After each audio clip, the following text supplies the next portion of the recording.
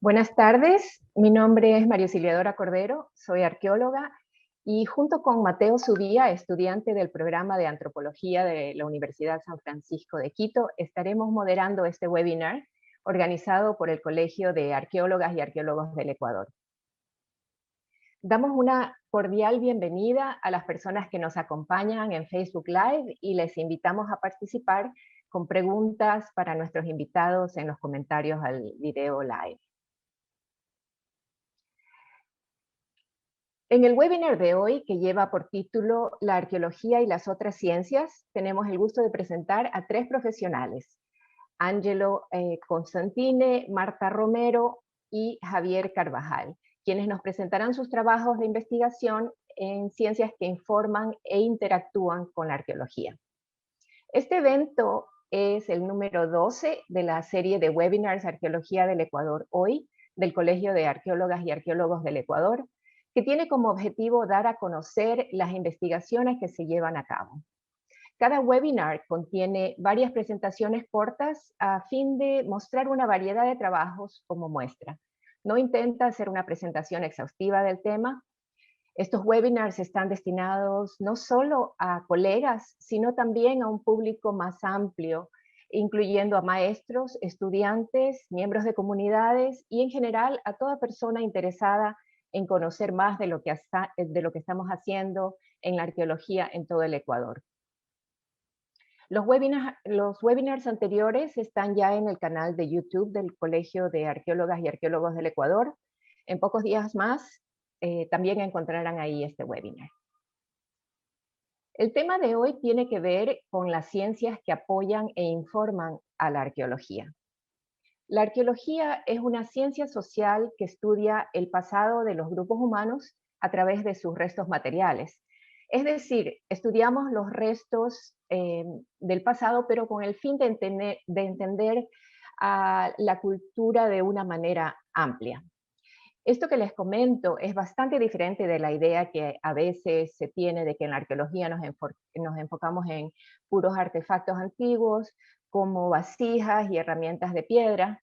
En realidad nos interesa conocer todos los aspectos de las sociedades pasadas, incluyendo sus sistemas sociales y procesos económicos.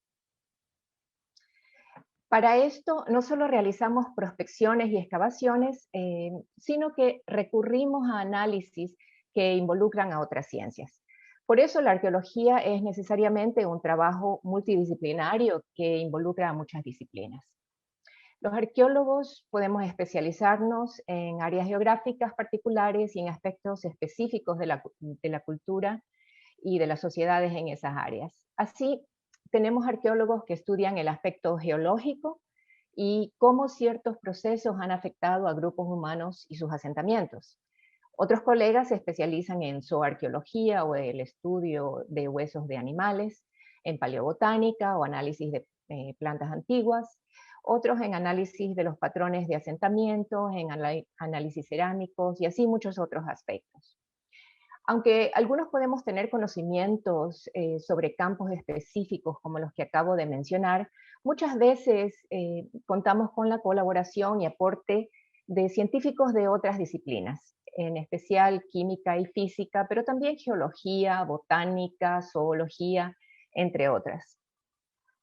Para recalcar esta característica multidisciplinaria de la arqueología, hoy tenemos tres presentaciones que se enfocan en análisis desde la geología, la química y la microbiología con los profesionales invitados. Le pedimos al público que nos acompaña que a medida que vayan teniendo preguntas, las escriban en los comentarios a la transmisión en vivo en la cuenta de Facebook de Arqueología del Ecuador Hoy. Sus preguntas se contestarán al final de las exposiciones. Comenzamos entonces presentando a nuestro primer invitado, Angelo Constantine Castro. Obtuvo la maestría en Arqueología del Neotrópico en la Escuela Superior Politécnica del Litoral, ESPOL, de Guayaquil. Es actualmente docente e investigador del Centro de Estudios Arqueológicos y Antropológicos de la ESPOL. Se especializa en cazadores-recolectores, tecnología lítica, es decir, la tecnología de herramientas hechas en piedra, y microscopía de alta resolución para análisis de huellas de uso en esos artefactos. Otra de sus áreas de interés es la geoarqueología,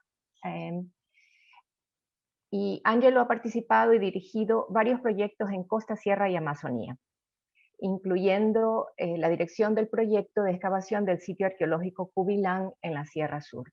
Tiene varias publicaciones sobre análisis lítico y geoarqueología. El tema que va a presentar es aproximación geoarqueológica flanco occidental del área de la ciudad de Quito. Bienvenido, Angelo, tienes la palabra y puedes compartir la pantalla.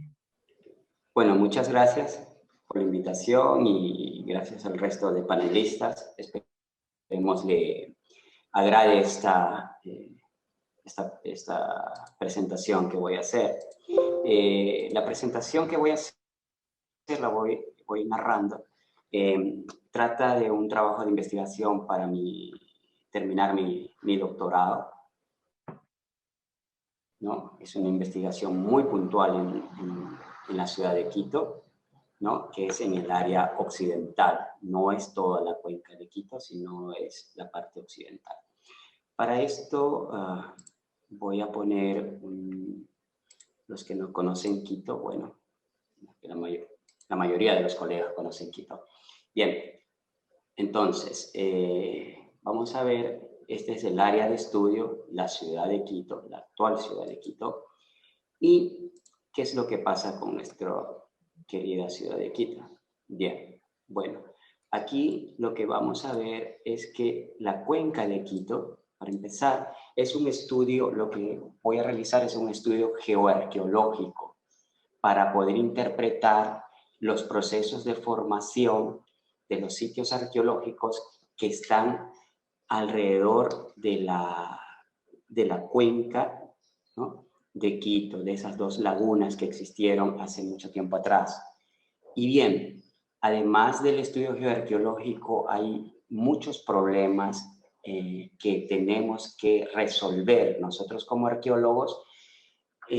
Cómo fue el poblamiento de la ciudad de Quito, cuándo se comenzó a poblar Quito, porque dicen, ok, el hombre temprano apareció en Pichincha hace 10.000 años, sí, ok, hace 10.000 años, pero ¿cuándo apareció acá? Porque lo que vemos del poblamiento de la provincia de Pichincha, tenemos fechas que van de 10.000 y de 10.500 en el sitio, por ejemplo, Montequinto, en el noroccidente de Pichincha, que queda por acá, o el famoso sitio, ¿no es cierto?, con las puntas cola de pescado, que fueron excavadas por Robert Bell y entre otros, ¿no? Sin embargo, la ciudad de Quito, que vemos acá, comienza a poblarse tenemos ya evidencia que comienza a poblarse a partir del Holoceno tardío. No es tan temprano. Si ponemos en edades geológicas, bueno, el cuaternario, que es lo que tenemos que estudiar, y nosotros como arqueólogos, especialmente el Holoceno, mientras el resto del Ecuador se está comenzando a poblar y ocupar y a transformar ciertos ecotonos, ciertos nichos, ciertas áreas, a partir del Holoceno temprano, 12.000 años atrás, Quito todavía no está poblado. La península de Santa Elena, 10.000 años, y Quito todavía no se comienza a poblar. Real Alto en el 5.500, en el Holoceno medio, y Quito todavía no comienza a poblarse. Entonces, quedan muchos huecos o vacíos que tenemos que nosotros que comenzar a indagar y ver. Pero, ¿qué es lo que pasa? Que nuestra querida ciudad de Quito tiene este pequeño problema. Hay unos volcanes que han actuado en la ciudad de Quito, como vemos aquí, ¿no? El Pululagua, Casitagua, el complejo volcánico Pichincha, el Cuicocha, el Cotopaxi, ¿no? El Quilotoa, el último, una erupción muy grande, que afectaron mucho que la caída de ceniza, y esta caída de ceniza que se depositó tanto en la cuenca del de Quito, en la laguna de Quito, Turubamba, etcétera, en las dos lagunas, también cayó en las laderas. Y los procesos naturales, como son las lluvias y todo lo que existe, comienzan a lavarse esas cenizas, redepositarse y llegar a dónde? A donde están las cuencas, ¿no es cierto? Bien, sin embargo, nuestro querido Pichincha, que está aquí, ¿no es cierto? Sí nos jugó un poquito medio grosero y tenemos evidencia, ¿no?, de cómo los lahares afectaron esta área occidental, que este es el área que estoy trabajando, no toda la cuenca, sino solamente esta área, debido a que es muy grande para hacerlo, y además hay muchos problemas geológicos en esta área de acá, por ejemplo, que son las fallas inversas que dicen los geólogos. Entonces, ¿qué sitios se habían estudiado antes? Toptiuco, Cotocollao que mostraba erupciones volcánicas, pero no se había realizado un estudio del proceso de formación del sitio, cómo fue, qué pasó, qué tipo de suelos, qué formación de suelos, etcétera, etcétera. Y los sitios que se están estudiando actualmente son todos estos en moradito, Takshima, por ejemplo, Rancho Bajo, por los colegas de la Universidad Católica, La Florida también, Rumipamba, que es uno de los que trabajé, y dos sitios más que estamos por querer investigar.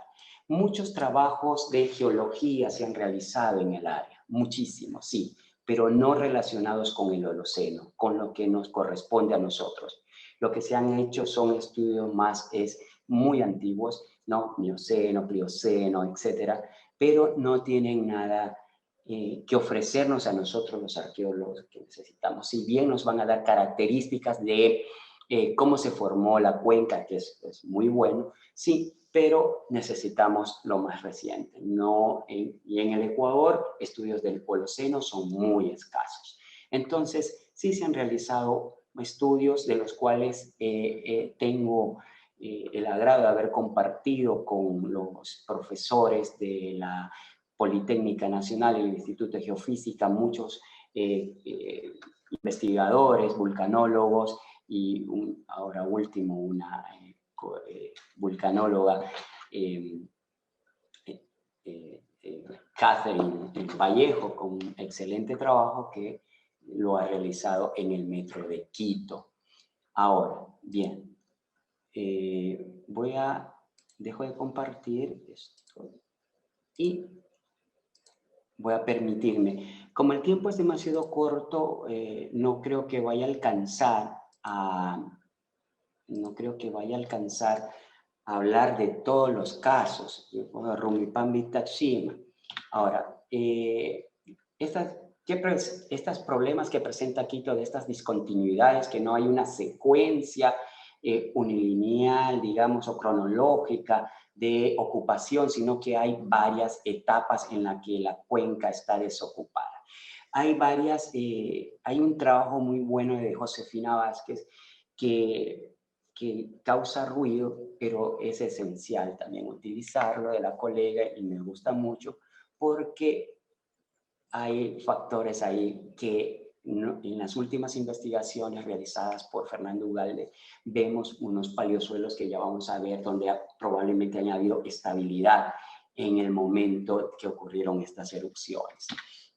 Y bien, esto un poco cómico, pues sí, bien, una erupción volcánica no es tan bonita, pero los quiteños se han estado acostumbrados a erupciones volcánicas desde hace unos 10.000 años atrás y es como que no pasará absolutamente nada. Y bien, esto es lo que pasa con las erupciones volcánicas, caen, ¿no? Esto es en el sector de la Marín, cae, ¿no es cierto?, la ceniza y comienza este caos, pero luego comienzan las lluvias y comienza a lavarse o comienza a redepositarse. ¿En dónde? En las cárcavas o quebradas, donde van a estar saturadas, cae el agua y esto va a conducir a que se desplacen hacia la laguna y por ende a los sitios arqueológicos que están alrededor de las lagunas. Entonces, ¿qué es lo que primero tenemos que ver como arqueólogos? Estudiar la geografía y la geología, que son muy importantes para los estudios de geoarqueología. La geología es la base principal de los estudios geoarqueológicos, porque nos van a dar la pauta de cómo se formó, cómo se transformó el relieve, etc.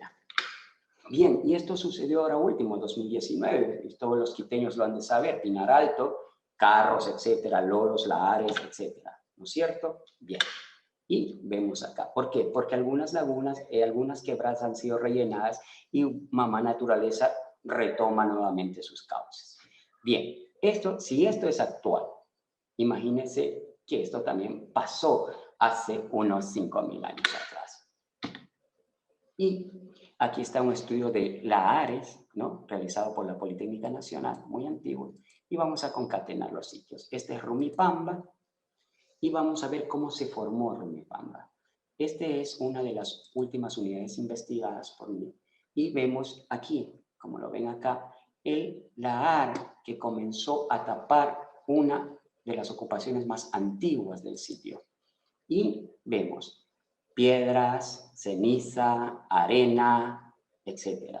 Y estas manchitas que vemos por acá son, aquí, estas son una erupción volcánica del Pululagua, y aquí vemos un pequeño paleosuelo. Bien, acá una foto mucho más grande que vemos cómo este lahar sepultó la ocupación más temprana del sitio Rumipamba. ¿Y qué es lo que viene ahí dentro del lahar? Bueno, restos humanos, restos de fauna, viene también llevando artefactos cerámicos y líticos, y bueno, fueron transportados. ¿Dónde estuvieron? Mucho más arriba de Rumipamba. Lógico, sí. Entonces ahí viene la problemática. Cuando ya teníamos listo todo, ¿no? Para poder excavar esta estructura que se encuentra acá, esta que se estaba comenzando a excavar, si ven estos restos que están aquí, es cerámica, pero es una cerámica muy tardía y no podía estar esta cerámica tardía asociada con un piso tan temprano, ¿no? No puede estar asociada. Pero, ¿qué es lo que ocurre? Que esa cerámica ha sido transportada a través de estos flujos laríticos, estos que tienen mezclados con agua y arena, ¿no? Si ven los varios momentos que existen de estos flujos, y estas que son mucho más gruesitas, que la ven aquí, ¿sí? Son los momentos de estabilidad, donde se ha sedimentado. Entonces, ¿y cómo van yendo, no? Y como están en flujo de agua, no se están corriendo con agua y arena, no están tan erosionados, ¿no? Entonces, eso es una advertencia también. Y vemos más problemas que existen ahí. Ahora, este es el corte que tenemos, y obsérvenlo bien. Tenemos este andisuelo, que es el suelo actual donde habitan los quiteños, un lahar del lodo y pómez, que sería el último del Pichincha, otro rico, que es este grande que está aquí, un paleosuelo fechado en 1140, un poco medio raro, otro lahar, la tefra, que sería este 2 que está aquí, miren la tefra, el paleosuelo donde está el asentamiento, que sería el número 1, que sería un suelo cumúlico al final, y tenemos la siguiente estratigrafía. Entonces tenemos el piso ocupacional de 4.000 años, una erupción del Pululagua de la fase pineal 2400, cenizas retrabajadas que fueron desplazadas desde la parte superior, el suelo, y una erupción del Pichincha, del Huaua Pichincha. Y acá tenemos con todas las fechas, ¿no? Entonces, tenemos la planta de 4.150 años antes del presente, donde está esta estructura. En la mitad cogimos un suelo con carbón, que creíamos nosotros que era, bueno, era parte del rasgo, pero de una data de 1740. Y sobre el piso, un fechamiento de 2.780 años. Muy raro, ¿cómo vamos a tener este fechado aquí en la mitad? De 3.000 y pico, o sea, habían cosas medias raras.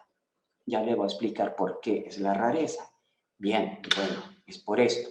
¿Por qué? Porque vemos aquí la estructura y aquí está perturbado de lo que vino todo ese lar y se redepositó con otro tipo de sedimentos y hacía confusión. Por suerte las fechas mucho más tempranas fueron tomadas en este sector que no fue afectado y que habían residuos de carbón impregnados en el piso. Acá también hay otro de Rumipamba, que son los lahares que han tapado las estructuras estas elipsoidales, y si lo ven como viene todo este lahar, ¿no? Y ha afectado muchísimo. Esta es una reconstrucción que hicimos en campo de las estructuras y de las varias estructuras, y aquí la estamos poniendo ya en 3D, ¿no? Un trabajo que hizo una de las colegas, y tenemos este tipo de estructuras elipsoidales en la última ocupación y en una ocupación de tipo circular. Esta era la última, estas de acá, y esta era la intermedia. Pero estaban asentadas sobre, ¿qué? No estaban sobre los lahares. Los lahares vinieron después y taponaron eso de ahí. Y no se correlacionan entre esas. Ya no son iguales. Y ahora tenemos Taxima, que es lo último que se ha realizado por Fernando Ugalde y Eric Derigel. Esta es una foto de Andrés Mosquera. Imagínense la tremenda erupción del Pululagua. Ahí están registradas las 5 fases plinianas del Pululagua. Un regalo para los vulcanólogos. Sin embargo, pasa algo. En ese tiempo, el sitio fue documentado por Victoria Domínguez en el 2004, ¿no? Y esto es lo que teníamos en ese tiempo. Teníamos todo este horizonte cumúlico que está aquí, ¿no? De un solo color, con estas actividades humanas que se registraron. Ahora ya, en la excavación actual, tenemos esto. Esto es lo que tenemos que ver en geoarqueología. Este es un solo depósito de un material parental que tenemos que identificar cómo se formó, ¿no? Y los colores más opacos son donde la gente ha hecho su vida cotidiana. Sin embargo, ok, muy bien, tenemos muy buenos datos que nos da María Fernanda Ugalde, pero encontramos otras cosas más que no se ha visto, y son estos. 2 paleosuelos. O sea, de toda esta erupción enorme del Pululagua, de las 5 fases plinianas que están aquí, tenemos 2 paleosuelos. El uno, que está entre la fase pliniana 2-3, que es este. Si lo ven, qué hermoso, ¿no? Tiene erupción acá abajo de la primera fase, segunda, viene esta, y viene la tercera, y viene esta de acá. Y tenemos la otra, que está acá. Entonces, han existido, ¿qué? Periodos de estabilidad en 300 años de erupción volcánica. No es que, no estoy diciendo que el volcán erupcionó por 300 largos años continuos, no. Durante 300 años hubieron momentos de erupciones volcánicas, sí, pero también hubo estabilidad. Y lo que vamos a hacer es a correlacionar con los otros sitios del occidente, de toda esa franja, con los de Florida, con los de Rumipamba, con los de Cotocollao, etcétera, para ver la edad, saber la química, tener potencial, qué potencial biológico tiene. Y ahí viene todo, y ir concatenando con los otros estudios, como los de Josefina Vázquez, por ejemplo, con enclaves costeños en la Sierra de Quito, ¿no? Entonces, debe de haber esas. La cuestión es, ¿qué tanto tiempo duró la estabilidad de este paleosuelo? Es nuestras preguntas. Y lo que tenemos que hacer, ¿no? Porque había estabilidad. ¿Qué pasó con la flora? ¿Qué tipo de flora hubo? ¿Por qué? Porque solo tenemos flora Y restos macrobotánicos, todo lo que son fitolitos y restos macrobotánicos de 2400 para abajo. Y de ahí análisis de macrorestos botánicos y arqueobotánicas desde el 600 hasta el contacto inca y contacto europeo. Pero tenemos este dato de acá, muy interesante, que vamos a aportar. Estabilidad de suelos, qué tipo de flora continúa la misma flora, cómo se formó este gran suelo cumúlico de aquí, cuál es su origen. Sabemos que es un origen volcánico, pero ¿de cuál volcán? Entonces acá lo tenemos, esta es la unidad número 1 de Taxima, ¿no? Y se encontró algo parecido, y debajo de esto, ¿qué pasó? Pues debajo de esto está una erupción volcánica que originó este suelo gigante que llega hasta acá. Aquí hay este negro de aquí es una quema muy intencional, ¿ya? Aquí lo vemos a mayor detalle. Entonces fui a la quebrada a hacer nuevamente unas catas y unas tomas por ahí y encontré el perfil, describí todos los suelos que habían con las otras 2 unidades y bueno, y apareció el suelo, apareció la erupción volcánica, está generándose este paleosuelo y aquí tienes todo este suelo cumúlico que se origina de una erupción volcánica que está acá abajo. Y no hay ocupación humana. Entonces acá tenemos más a detalle, ¿no? Y vemos acá que ya aquí abajo ya está la Aconcagua, es decir, los 10.000 años que está fechado el techo de la Aconcagua para Quito. Y aquí vemos este tipo de sedimentación que es por vía transportada por agua. Esto es muy moderno, de lo que se ha mezclado y se abrió la quebrada. Eso era para mostrarles. Bueno, y vamos a tomar, como les indiqué, lo de la Florida, todos los trabajos de la Florida, revisar nuevamente perfiles para ir concatenando, ir viendo. Bueno, acá tenemos otro, por ejemplo, aquí en la excavación de Andrés Mosquera en el 2019. Entonces tenemos aquí un rasgo muy temprano, una ocupación muy temprana, datos que están acá también, una tefra del Pululagua, pero acá arriba esto muy tardío, que puede ser una tefra del Quilotoa o del Pichincha probablemente. Entonces tenemos nuevamente que reanalizar esto que ya no existe, que fue en el 2005, que es un estudio muy bueno, es un estudio geológico, pero no se puede concatenar con las erupciones volcánicas o holocénicas, porque todo es ceniza, pero no me indican qué tipo de ceniza es. Y bueno, eso es lo que le puedo compartir. Lo he hecho muy rápido, disculpen, pero los tiempos son buenos. Muchas gracias, Ángelo. Sumamente interesante.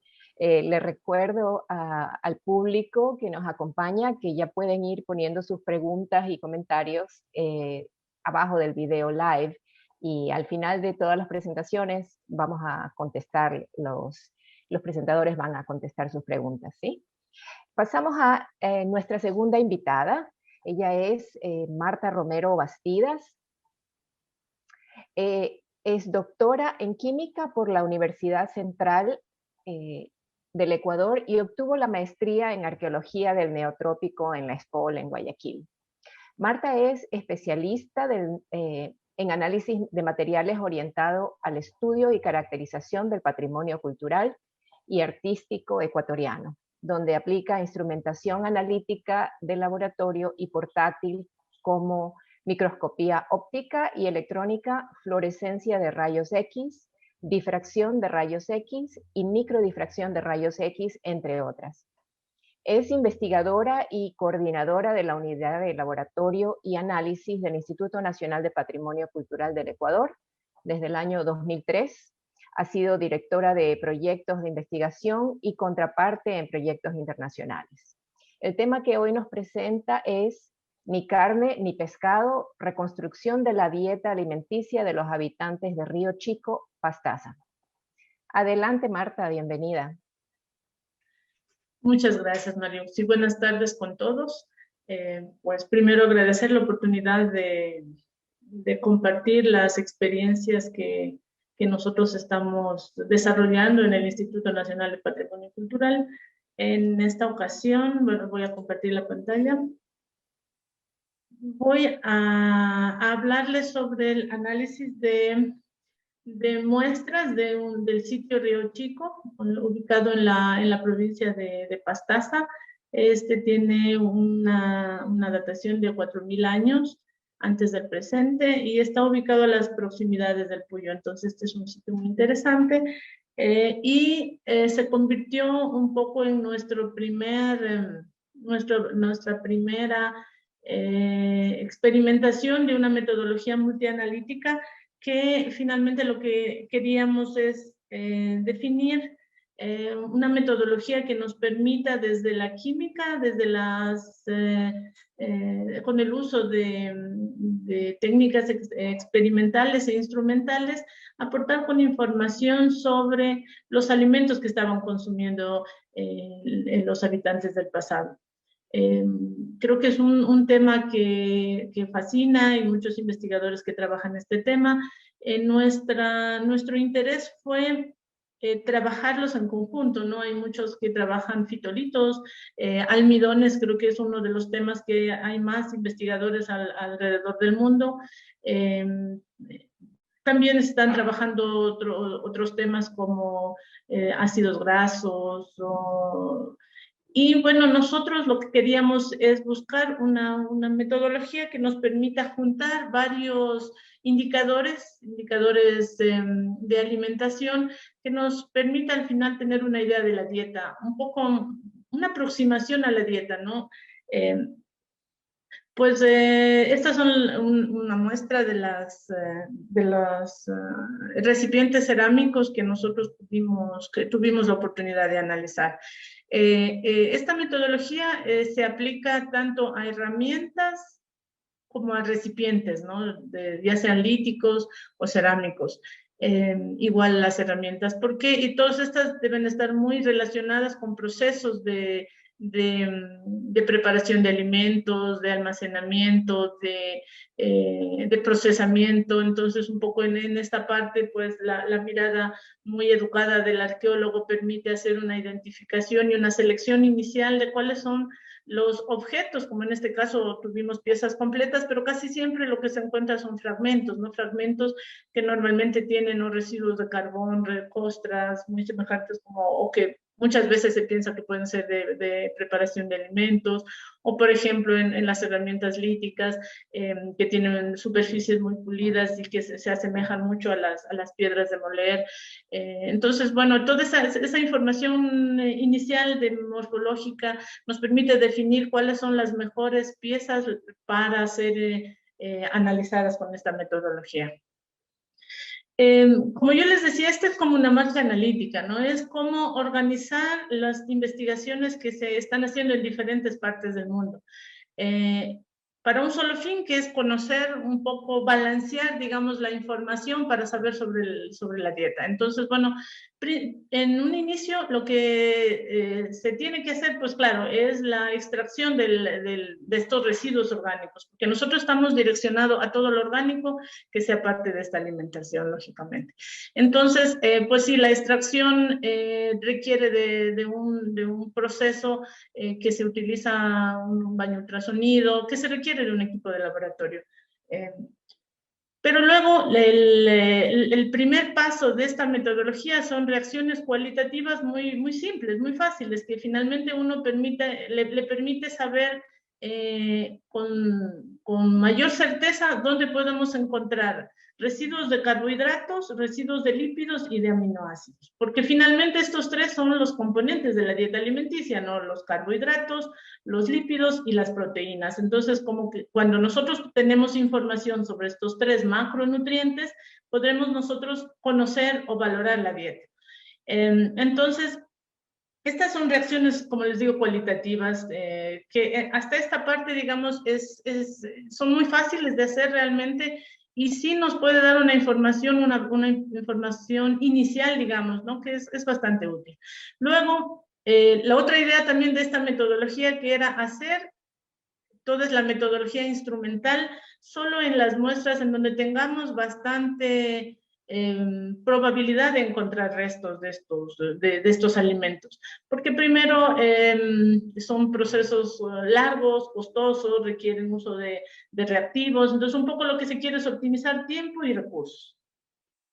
Entonces, estas son las reacciones cualitativas, como yo les digo, son bastante fáciles de hacer en el laboratorio. Entonces, el proceso de extracción, pues se hace una limpieza para esto, una recomendación es que las piezas cerámicas no tienen que ser lavadas, ¿no? O sea, de preferencia, tal como salen del sitio, tienen que ser almacenadas o llevarlas directamente al laboratorio, en donde nosotros hacemos desde el inicio, ¿no? Nosotros las recibimos con todos los restos de tierra que son parte de la misma excavación, y luego se hace una limpieza y ya luego todo el proceso, ¿no?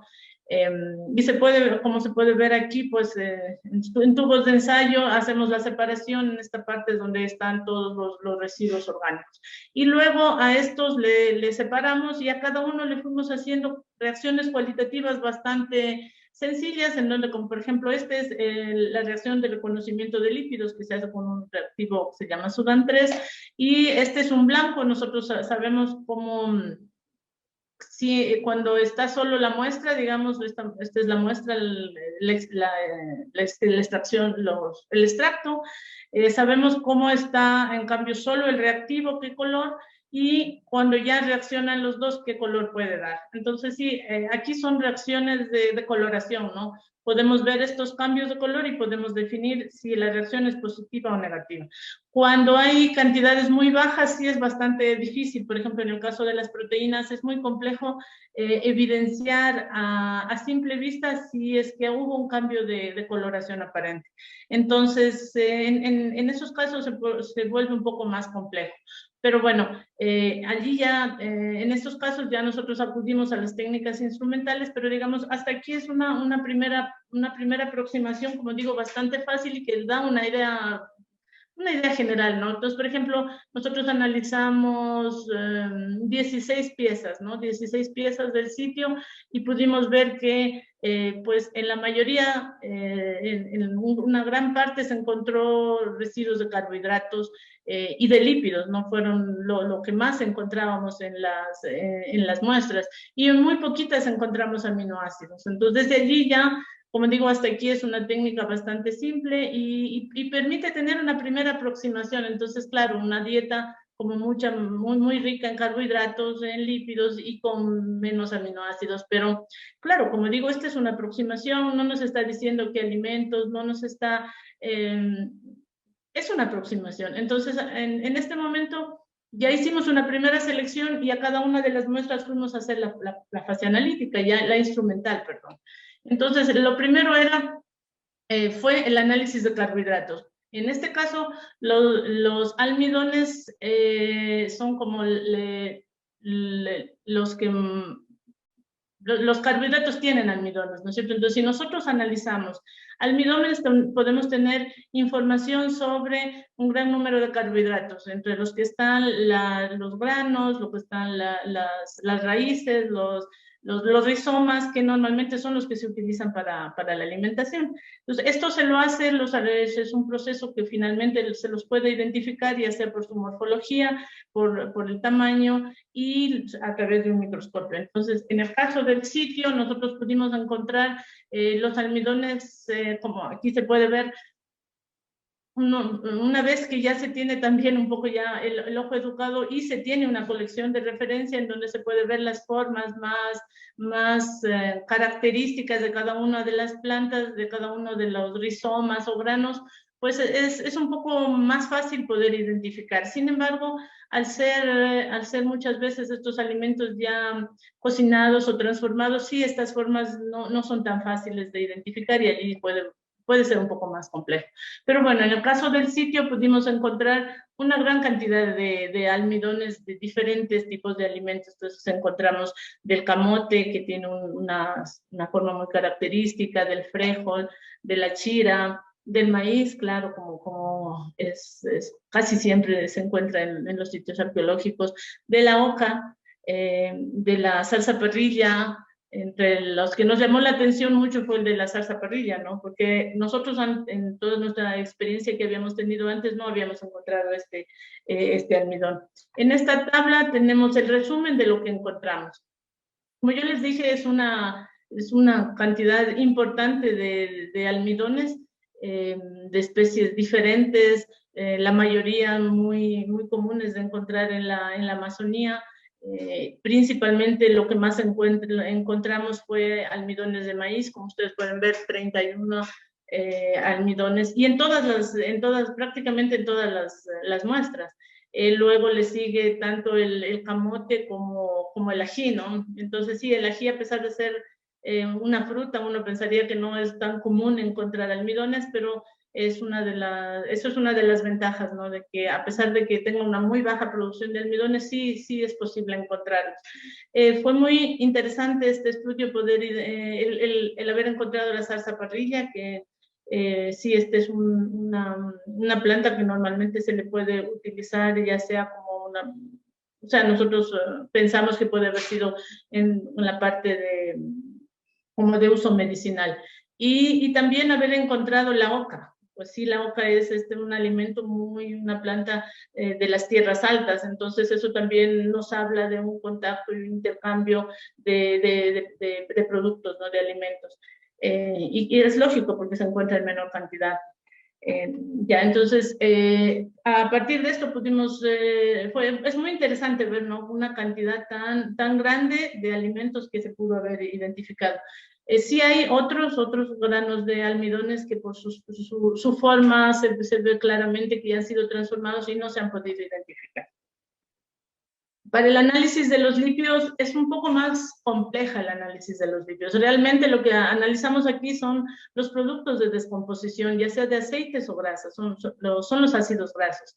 Necesita un proceso mucho más complejo de extracción y de tratamiento para poder analizarle. En nuestro equipo que nosotros utilizamos un cromatógrafo de gases, permite identificar cada uno de estos ácidos grasos y tienen pues ya sean los aceites o las grasas, que son las mantecas, son sólidas, tienen una proporción de estos ácidos grasos diferentes que nos permiten finalmente saber qué tipo de alimentos pudieron haber estado preparando o procesando en estos recipientes.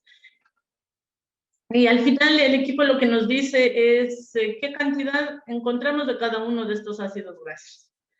Aquí fue también, creo que una de las cosas que pudimos evidenciar es, sí, al principio encontramos en muchas muestras restos de ácidos grasos.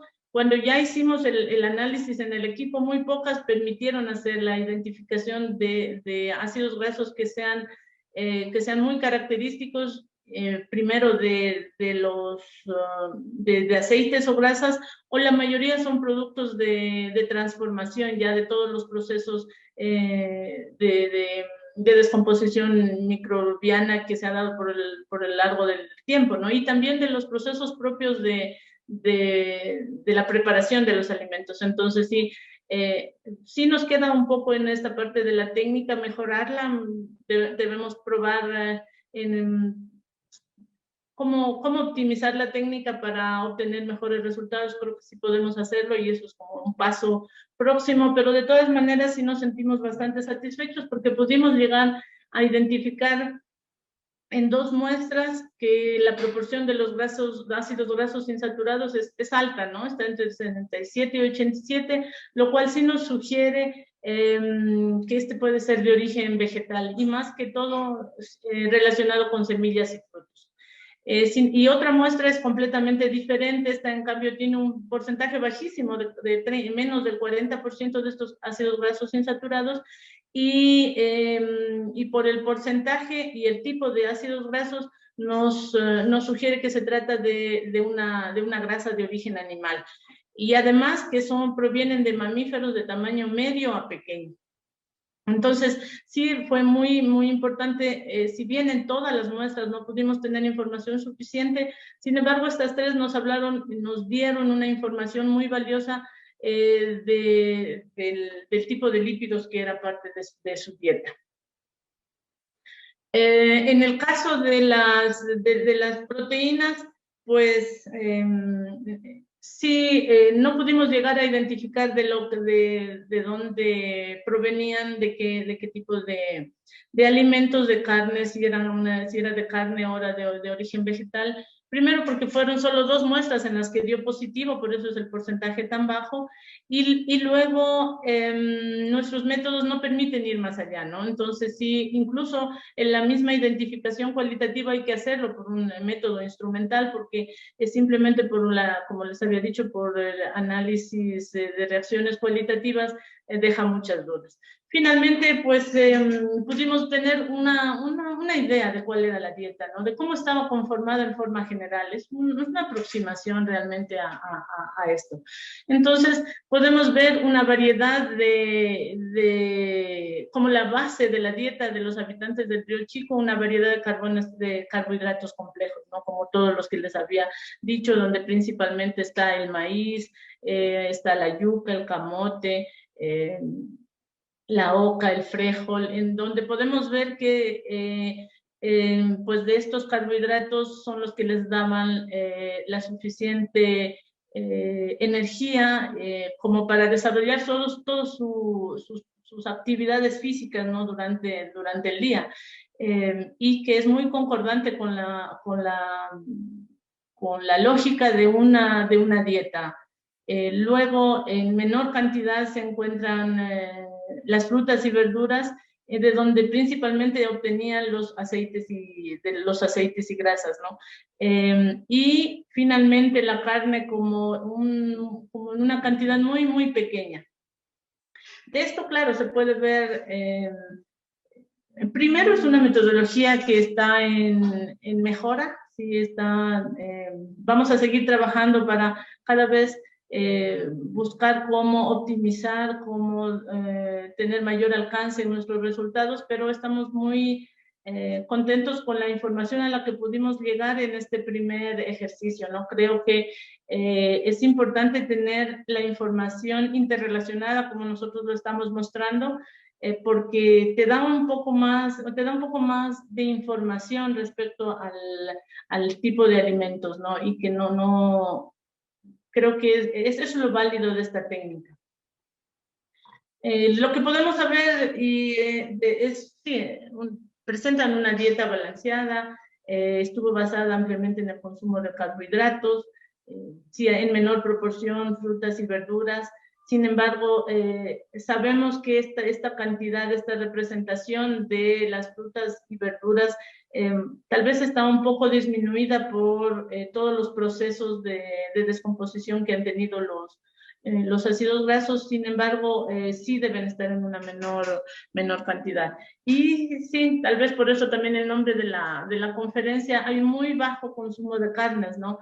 Eso se puede ver de las 18 muestras, apenas en 2 se encuentra, y en una cantidad muy baja, o sea, a simple vista no se puede identificar esa presencia, y que además no son de mamíferos grandes, sino más bien de animales de tamaño pequeño a mediano.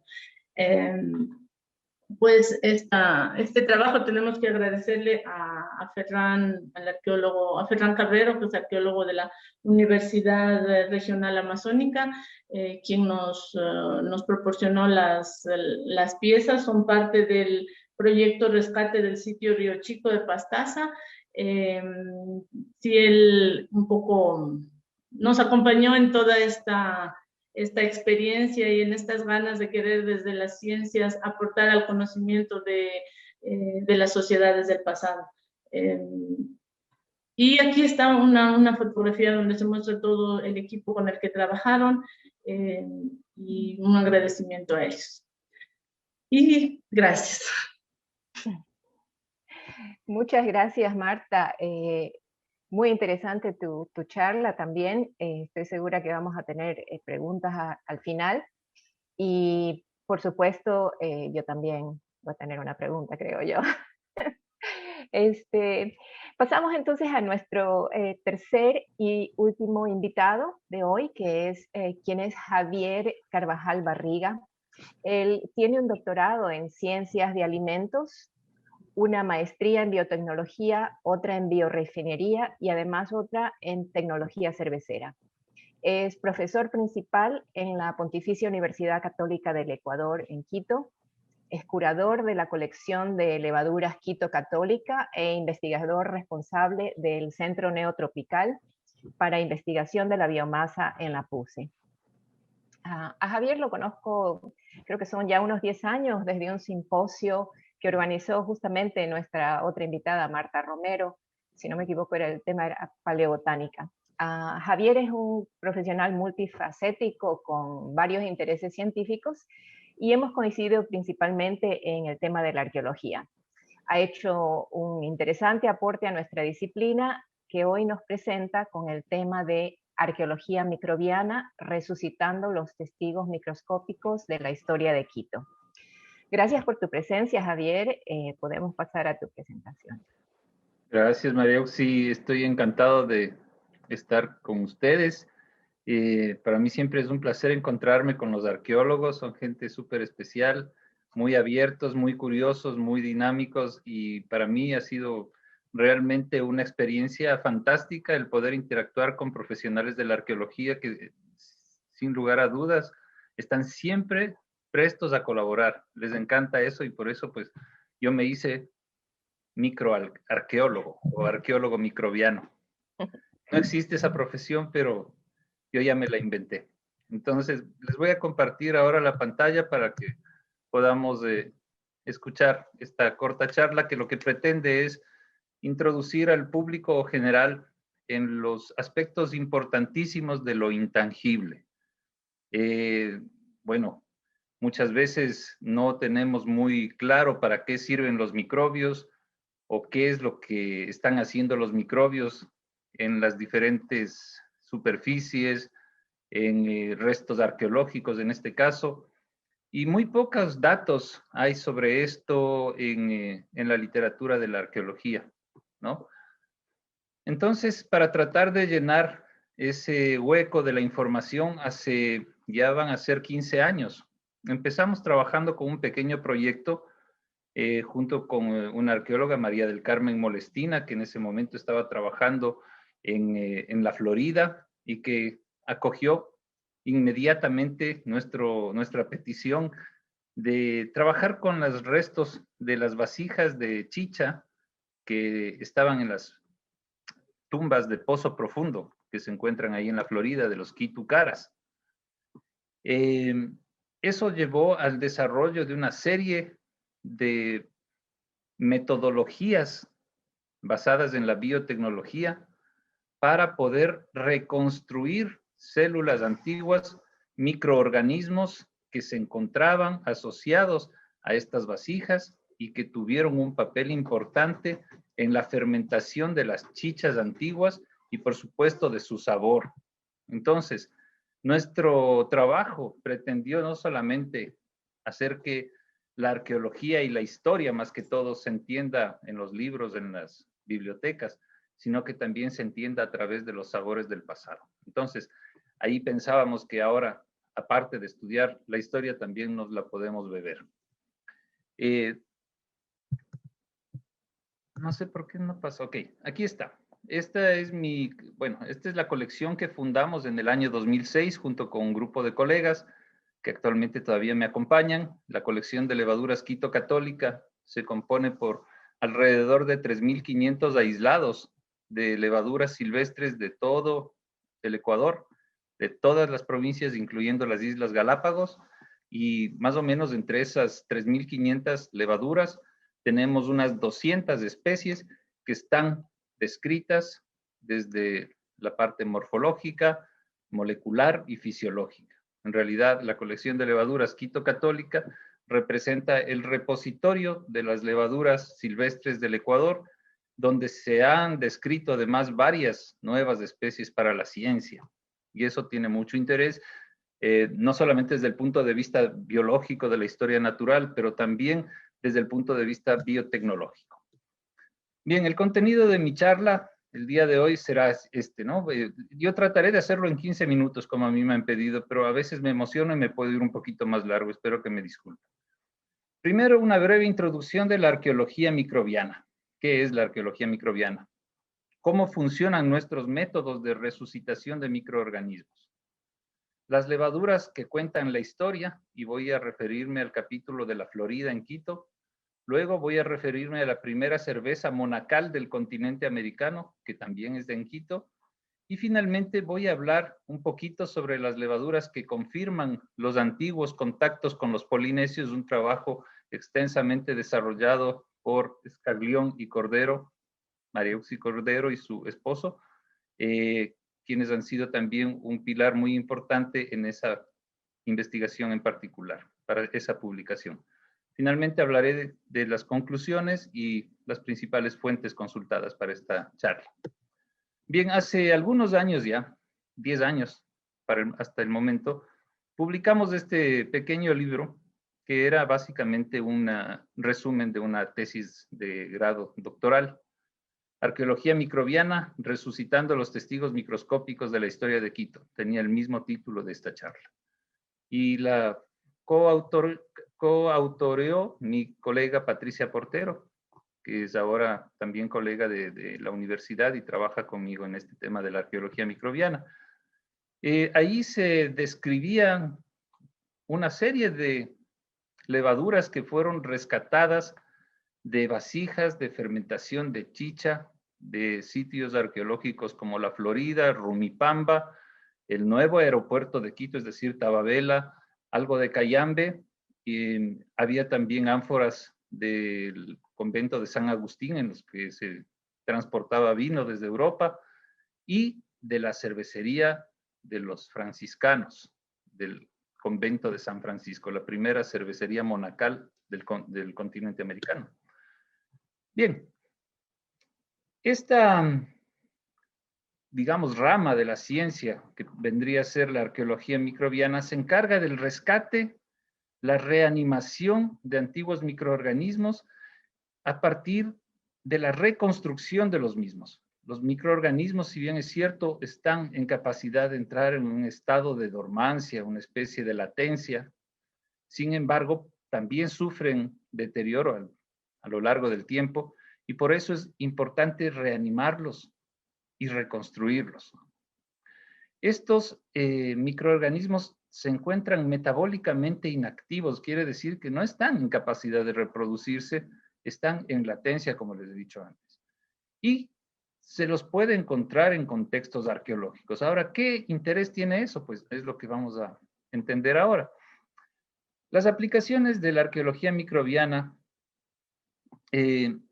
son varias, son muchas, ¿no? Desde la ciencia pura, entendiendo la genética, la evolución de diferentes tipos de moléculas que se encontraban en antiguos microorganismos, hasta aplicaciones prácticas como la producción de bebidas fermentadas. Las piezas arqueológicas para el arqueólogo microbiano representan verdaderas cápsulas de tiempo, donde se suspendió determinada genética de esos microorganismos. Se quedó congelada en el tiempo. Y ustedes saben que los microorganismos se reproducen muy rápidamente, por lo tanto mutan muy rápidamente, y la genética que tenían hace un año es diferente a la que tienen el día de hoy. Pues hace miles de años, esos microorganismos eran aún más diferentes que sus parientes actuales. ¿Y qué tiene que ver eso? ¿Qué tiene de importancia? Pues mucho, como les he dicho, se puede estudiar muchos aspectos del pasado, de la historia natural de los microorganismos, pero también aspectos que tienen que ver con la historia del ser humano. Ya vamos a ver cómo los vamos a relacionar. Entonces, cuando volvemos a la vida, estos microorganismos nos ayudan a iluminar ciertos aspectos oscuros de la historia natural y de las culturas. Para entender un poco mejor qué es lo que ocurre en una vasija de chicha cuando las levaduras que están ahí, levaduras ambientales, empiezan a fermentar, los azúcares de los que nos hablaba nuestra colega química del Instituto de Patrimonio Cultural, esos azúcares, esos almidones son transformados en alcohol y gas carbónico. Pero a medida que se va acumulando el alcohol, que es un producto de secreción, excreción de la levadura, es decir, es una toxina para la levadura. A la levadura no es que le guste el alcohol, solamente tiene que tolerarlo. Pero a medida que se va acumulando el alcohol, las levaduras sienten la necesidad de protegerse. Y entonces empiezan a expresar unas proteínas de pared celular que les vuelven como velcro.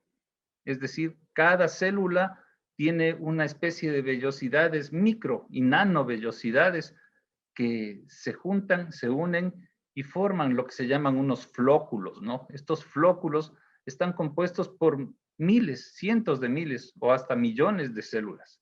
¿Y cuál es la finalidad de todo esto? Proteger la especie.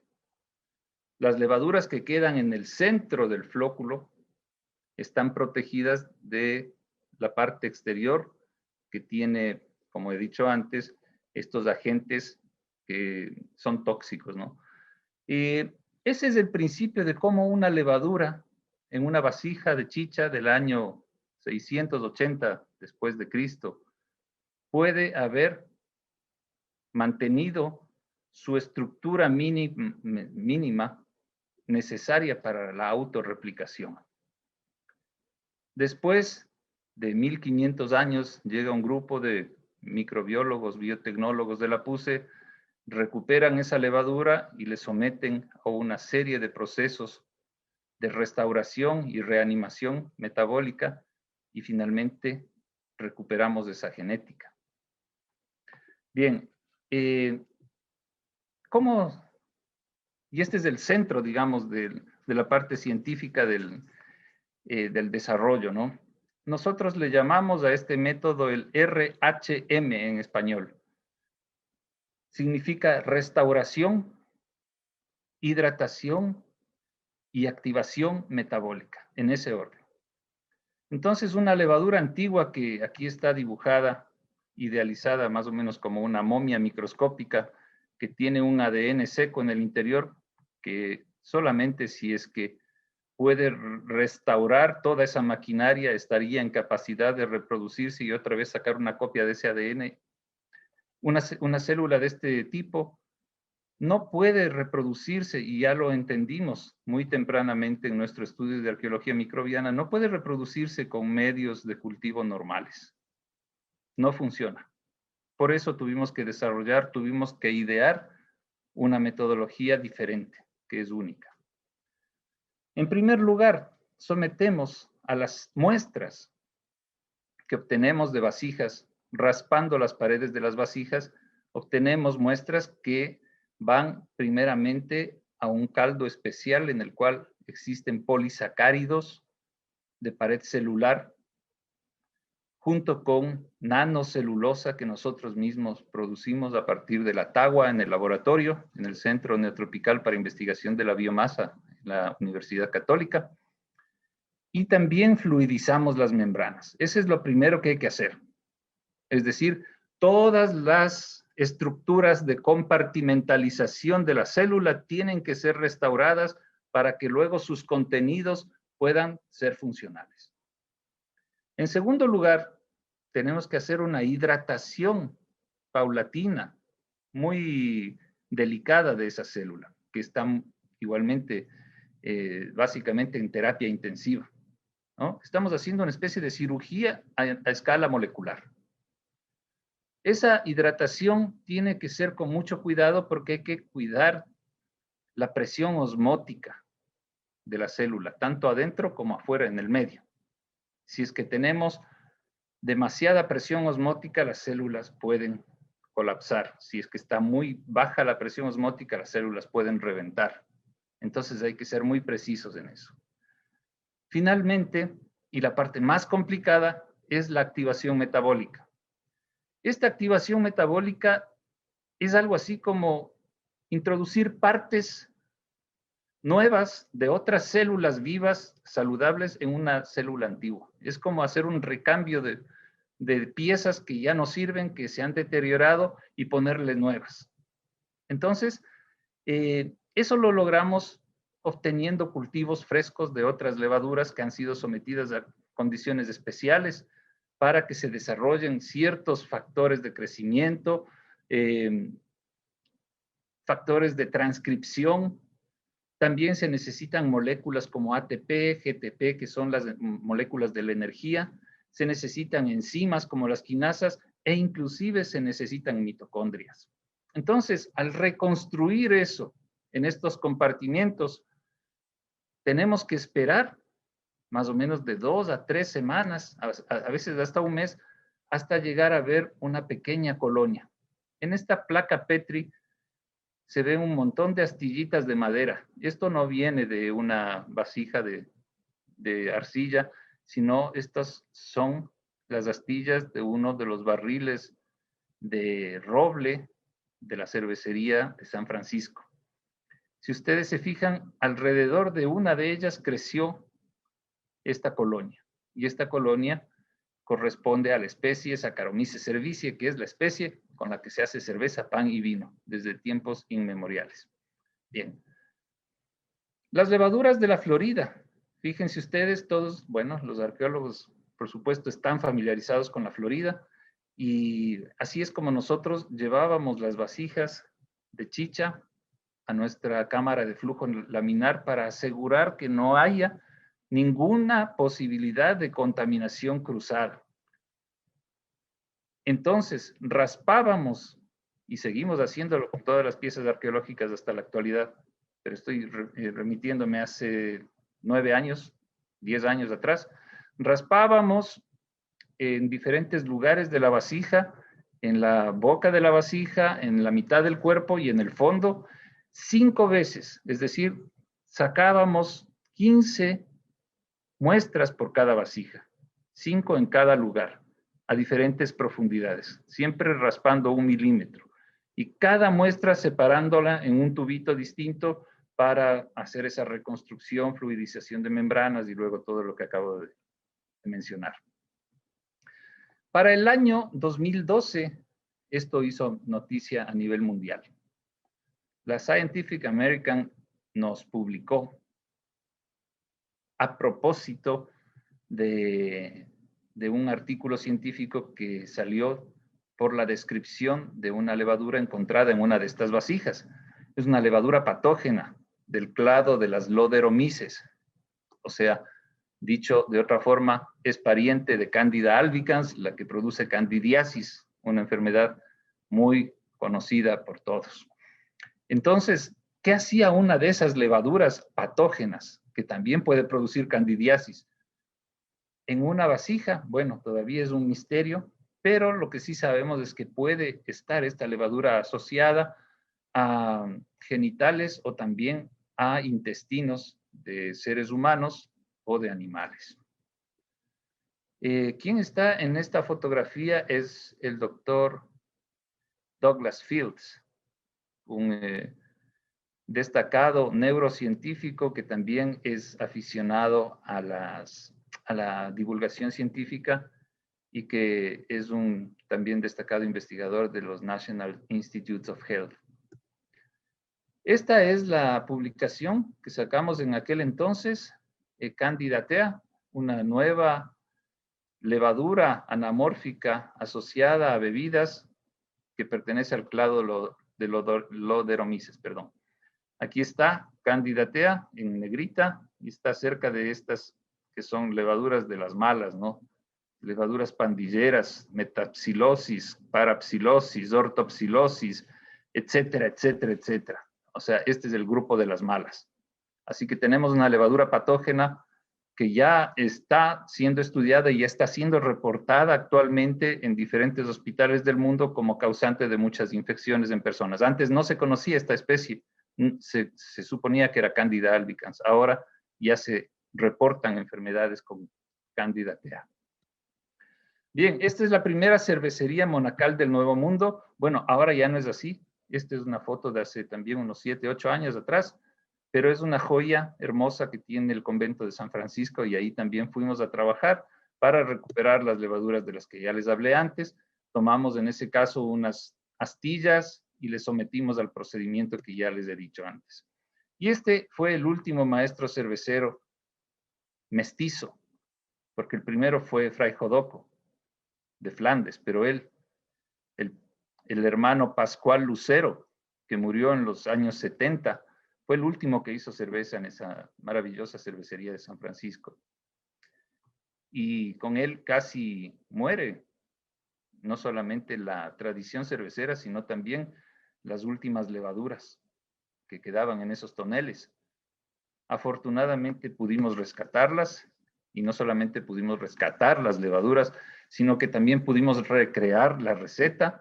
Y entonces ahora les presento aquí orgullosamente, este es un logro de la Pontificia Universidad Católica del Ecuador y de nosotros, sus investigadores. Esta es la cerveza Quito 1566. Y como ustedes pueden ver aquí, la imagen es no de Fray Jodoco, que vino de Flandes en el año 1535 a Quito, sino de el hermano Pascual Lucero, el mestizo. Esta cerveza es elaborada a partir de maíz, trigo, cebada. Tiene sabor a café, chocolate, cacao.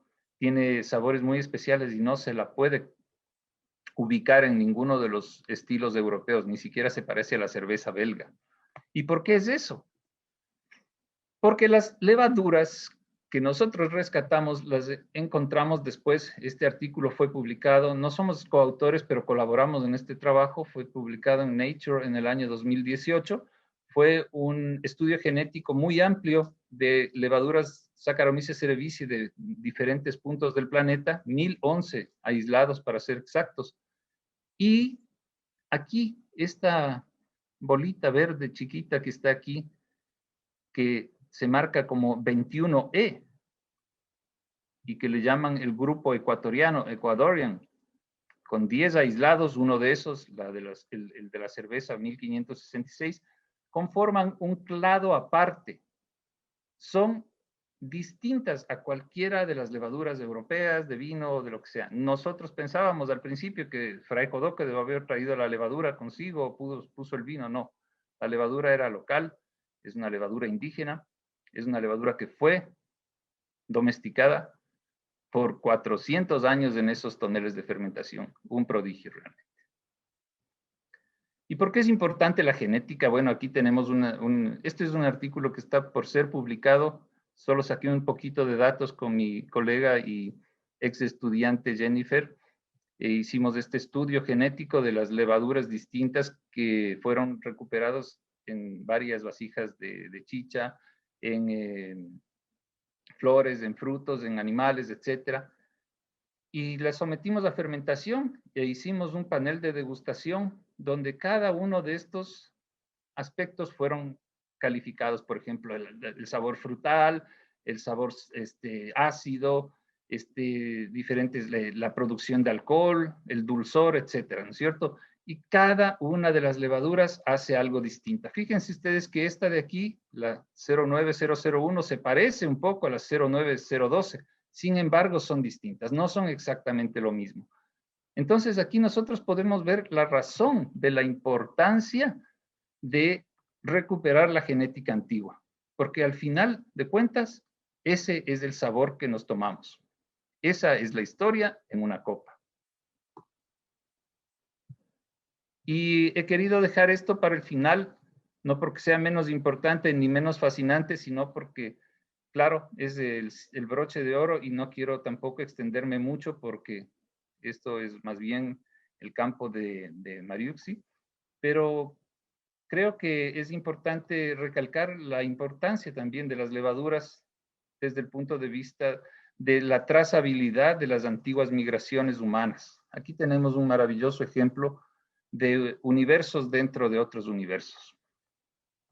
Cuando nos enteramos que los polinesios habían llegado a tierras sudamericanas en el primer milenio de nuestra era, nos maravilló el hecho de que se habían podido llevar el camote y habían podido viajar a introducir el camote en la Polinesia y probablemente también hasta Malasia.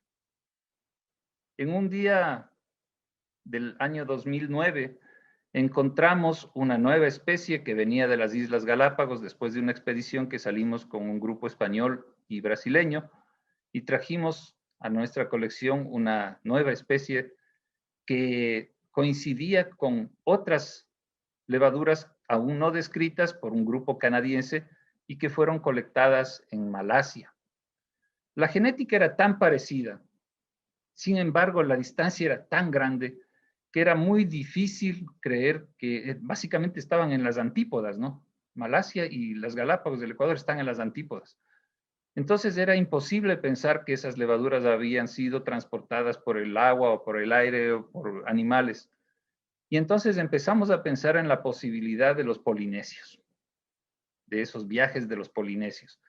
Y nos damos cuenta de que, además de todo esto, estas levaduras se encuentran, y a eso va lo de los universos dentro de otros universos, en el camote, pero no en el tubérculo, sino en la flor del camote.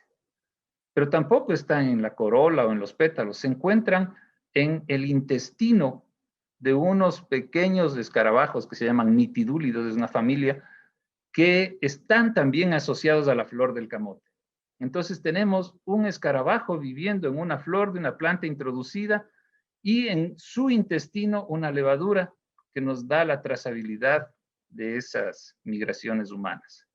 Entonces, creo que estos hechos nos dicen claramente cuál es la importancia del estudio y cuál es la importancia de la multidisciplinariedad que bien le hace a la ciencia el hecho de reunir investigadores de distintas vertientes y poder sacar novedosos trabajos. Para culminar, entonces, quiero solamente resaltar estos 4 puntos. La reanimación de los microorganismos involucra un proceso complejo de restauración, hidratación y activación metabólica. Eso lo desarrollamos nosotros y es propiedad intelectual de los investigadores de la Pontificia Universidad Católica del Ecuador.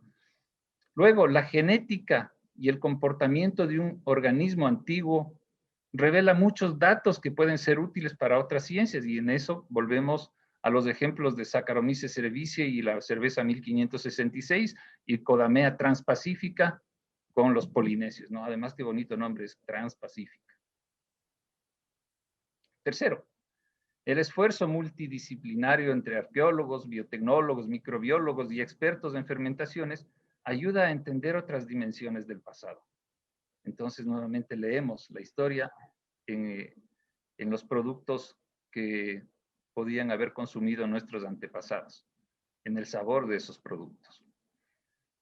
Finalmente, los utensilios de fermentación de las antiguas culturas son cápsulas del tiempo, que contienen testigos vivos de la historia. Esos testigos vivos de la historia son muy importantes para entender ya no solamente aspectos de la nutrición, sino también de la salud, del ecosistema que les rodeaba. Podemos también hacer una interpretación de acuerdo con esos microorganismos de qué tipo de ingredientes pudieron haber usado en sus bebidas fermentadas, etc.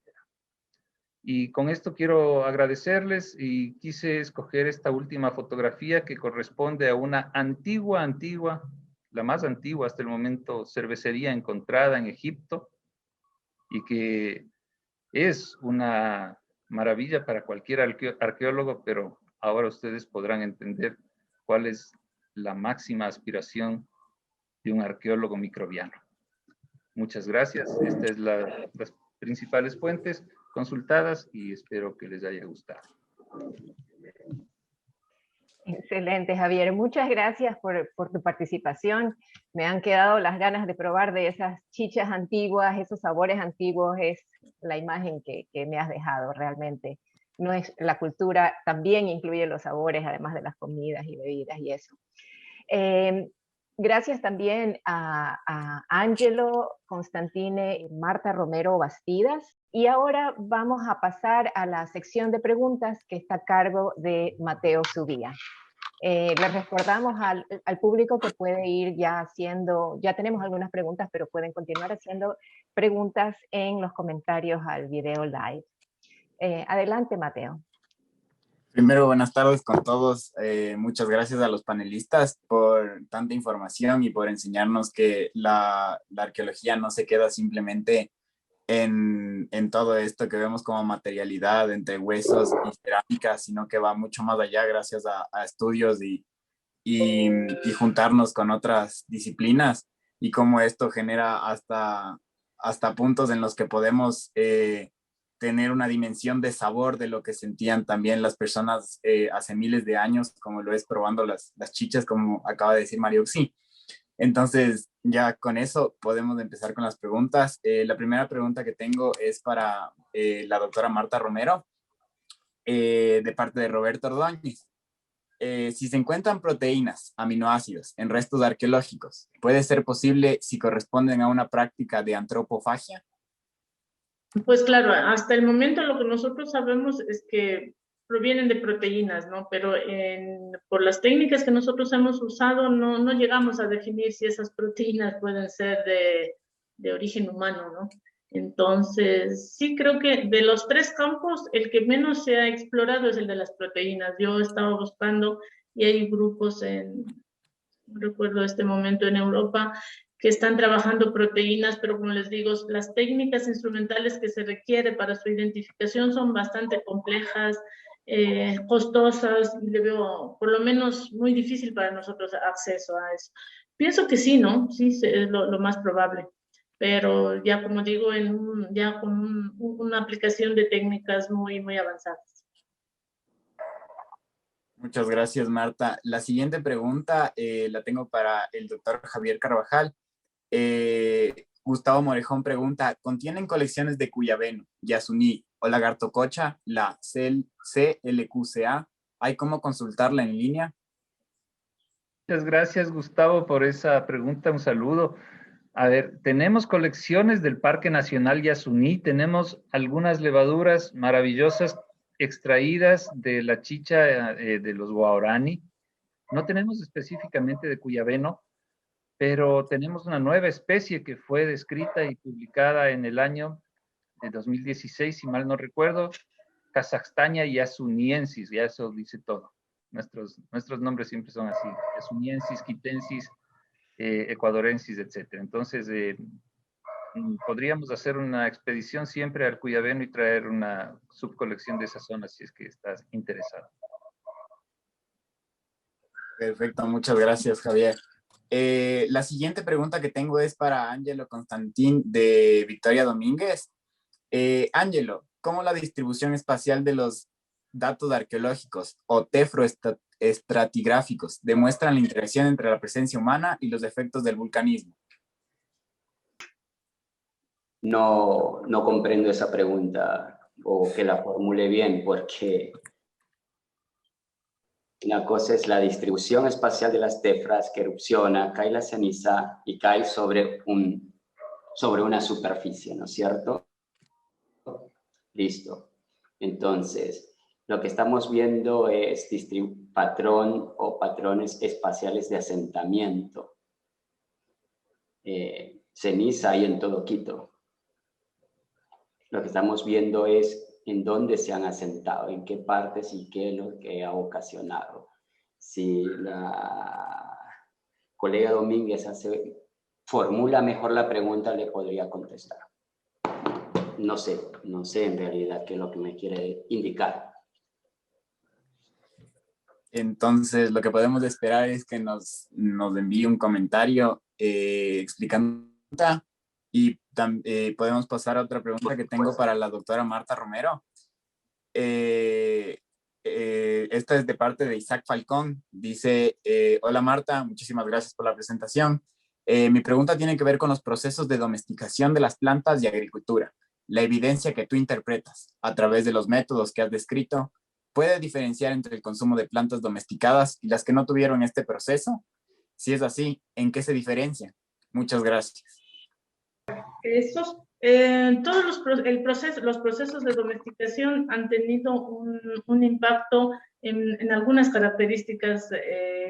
Una de esas es el tamaño, ¿no? Por ejemplo, el maíz cuando inició todo su proceso, cuando estaba silvestre, era muy pequeñito, hasta lo que ahora, después de miles de años de domesticación, tenemos tamaños muy grandes. Entonces, esa es una de las características que ha que ha variado. Entonces, cuando se hace el análisis de los almidones, eso se podría ver, ¿no? Pero, sí, habría que tener bastante información de referencia como para conocer si es que se ha encontrado o se ha hecho este tipo de estudios y se tiene esa información comparativa. Pero de inicio, por ejemplo, en el polen sí es posible mirar eso, ¿no? El polen de las especies domesticadas ya su tamaño aumenta y lo mismo debe pasar en los almidones. En los ácidos grasos y en las proteínas, no. Muchísimas gracias, doctora. Yo quería pasar a una pregunta que yo tengo para Ángelo. Mencionaste en algún momento discontinuidades que había en la zona de Quito, y mi pregunta es: ¿a qué se deben estas discontinuidades?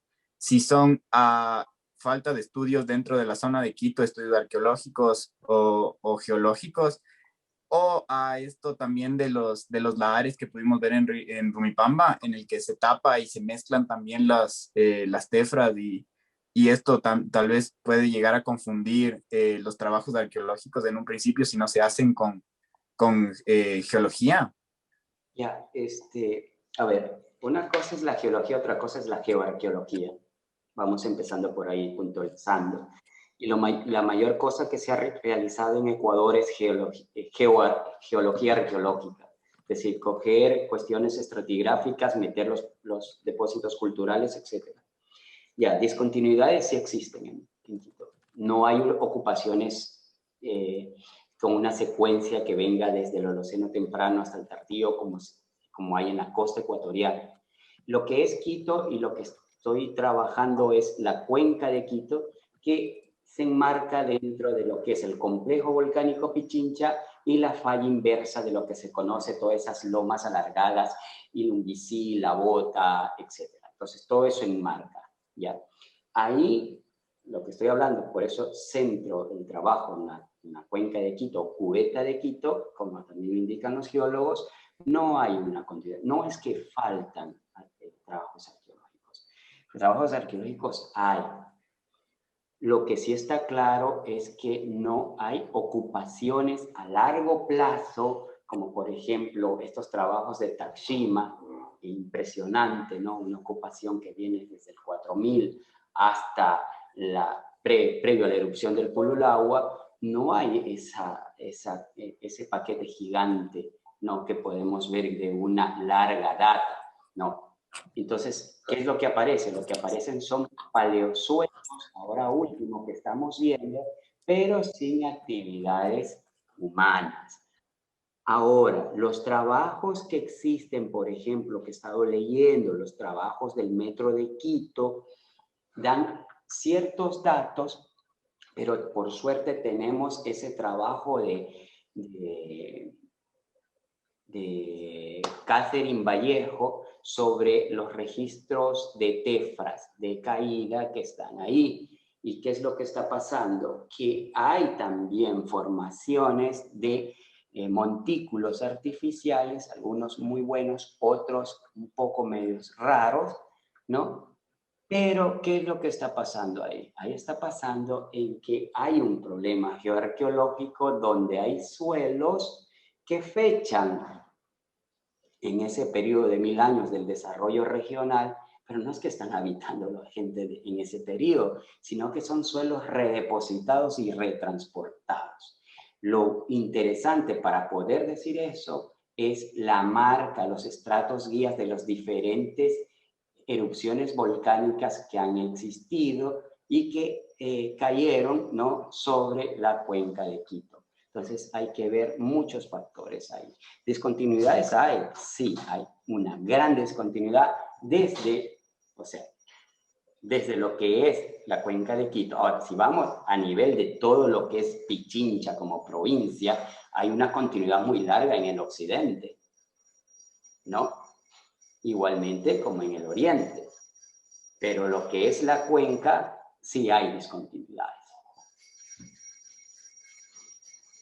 Muchísimas gracias, Magíster. Claro, tenía esa pregunta un poco ahí, me quedó. como que me perdí un poco en esa parte, entonces por eso quería preguntarle. Ahorita podemos continuar hacia una pregunta que tengo hacia el doctor Javier Carvajal por parte de Rosalba Chacón, que dice: Javier, buenas tardes, ¿se puede obtener información BDE de esas levaduras en vasijas que ya han sido lavadas o sobre el suelo recuperado en contextos que aparentan haber tenido rituales? A ver, las vasijas que han sido lavadas preferiblemente no las trabajamos. Normalmente llevamos vasijas que ya que están recién sacadas, que tienen todavía la tierra por dentro, pero aún las vasijas que han sido lavadas, que también las hemos muestreado, en capas internas, inclusive a 4 o 5 milímetros, conservan microorganismos. Lo que pasa es que en ese caso no podemos asegurar 100% que son organismos antiguos. Y tampoco podemos saber si es que cuánto tiempo estuvieron esas vasijas a la intemperie, etcétera, ¿no? Entonces, para nosotros es bien importante y es una pregunta excelente porque, claro, la primera pregunta que cualquiera se hace es, ¿y cómo saben que no es contaminación cruzada? Entonces, desde el primer cuidado que nosotros tuvimos desde el mismo inicio, porque somos microbiólogos, somos biotecnólogos y sabemos que eso puede ocurrir. Así que la primera cosa es trabajar sobre seguro, mantener una cadena perfecta de cuidado, de custodia de la pieza que sale desde una tumba, desde el contexto arqueológico hasta el laboratorio, la campana de flujo laminar y de ahí todo nuestro proceso. Entonces eso garantiza que, además, claro, todas nuestras herramientas y nuestros instrumentos están autoclavados, totalmente esterilizados, y eso garantiza que lo que nosotros estamos recuperando es auténtico, ¿no? Y claro, otro tema sobre la autenticidad. Yo presentaba esa diapositiva en la cual se muestran las levaduras Saccharomyces cerevisiae del Ecuador, es decir, levaduras indígenas que son de un clado separado. Una contaminación cruzada con una levadura Saccharomyces cerevisiae moderna seguramente iba a dar un resultado muy distinto, porque las levaduras modernas ya son europeas, son de panificación, tienen una historia de domesticación diferente, y bueno, eso por un lado. Y por otro lado también, al haber encontrado una nueva especie para la ciencia en una tumba, también garantiza que es una técnica que trabaja o que nos ayuda a obtener auténticas levaduras que no estaban en el ambiente actual. Muchas gracias, doctor. Ahora tengo una pregunta para la doctora Marta Romero por parte de David Romero. ¿Se han podido relacionar los resultados de su investigación con restos humanos, si es que existen, de la misma procedencia de las muestras? Fuera muy interesante ver si estos restos mantienen una dieta balanceada y homogénea, o si por el contrario, solo ciertos grupos tienen acceso a todos los productos disponibles en ese tiempo. Claro, todavía no hemos dado el siguiente paso, que es el análisis de indicadores en huesos, ¿no? Justamente uno de los temas de tesis de pregrado que estamos por iniciar con un estudiante es eso, los indicadores químicos de dieta en los huesos. Hay estudios, tenemos de dónde partir, y espero que para el próximo año ya tener la metodología lista para ser aplicada. Y sí, lógicamente, todos los estudios deben ser complementados por otros, ¿no? En el caso de los recipientes, del estudio en recipientes, en huesos, en los dientes, o sea, sí debe tenerse, lo mejor es tener una información lo más amplia posible. Muchas gracias. Tenemos otra pregunta para Ángelo que voy a leer directamente desde Facebook. Es de parte de Edmundo Aguilar. Las erupciones y la Ares podrían haber generado que los antiguos habitantes consideren un espacio simbólico sagrado a la cuenca de Quito y las discontinuidades de los asentamientos. Ese es un tema que lo estaba analizando también para que la tesis no quede, o sea, el estudio de la tesis doctoral no quede tan así duro, no, o sea, muy práctico, decir esto es lo que pasó, sino ponerle un poco más de cuestión social. Y son las montañas, que es la geografía sagrada que tiene Quito, que son los espacios sagrados, y los espacios sagrados son respetados. Y eso se ve en la actualidad también. Por ejemplo, el sitio, uno de los que se ha observado y que he conversado mucho con el doctor Jorge Marcos, es Real Alto, que es un sitio que cuando él llegó en los años 70, 71, la gente no lo estaba ocupando. Real Alto es una ocupación netamente valdivia en todo lo que es el sitio. Y alrededor de los sitios hay ocupaciones de otras sociedades en otros años, pero no ocuparon eso. Es una cuestión muy sagrada, no profanar. Entonces, esta cuestión y comencé a relacionar esta cuestión de que todavía está, toda la idea todavía sigue ahí, en toda esta cuestión de la agencia, que hay que comenzarla a trabajar también para que las cuestiones de arqueología no queden tan duras, es esto, ¿no? De estas montañas, ¿no? Que son cuestiones muy simbólicas. Quito estuvo desocupado, o sea, la cuenca de Quito, no quiero hablar del Quito, del todo Quito, porque tienes una parte que es Llano Chico que va a dar datos interesantes, pero no está dentro de la cuenca, porque hay una grada tectónica ahí, que no está dentro del área de la cuenca, o como dicen los geólogos, de la cubeta de Quito. Entonces tienes, dentro de la cuenca de Quito, no tienes esas ocupaciones. Entonces hay como un respeto a no reocupar. Y en el momento que aparecen estos paleosuelos, yo lo que quiero sacarme es de ver qué tiempo tienen esos paleosuelos para que una sociedad pueda habitarla. Y qué tipo de vegetación. Entonces, toda esa oportunidad de excavación de los colegas de la Católica en Taxima y en Rancho Bajo me están dando mucha información. Ahora, de estos dos paleosuelos que encuentro en medio de las erupciones de esos 300 años del Pululagua, ya se mandaron los carbones a fechar y se están haciendo los análisis de paleobotánica y macrorestos en los laboratorios del SPOL y de microrestos en los laboratorios de paleoambiente de la Universidad de Liverpool. Y eso me va a indicar algo, cantidad de tiempo, etc. ¿Por qué? Porque si comenzamos a indagar en esta cuestión de la agencia humana, sí que es un periodo de tiempo de 300 años, de 100 años, puede estar una sociedad habitando ahí. Pero también tenemos que ver los estudios de los glaciares de la Antisana para ver el cambio climático que hubo.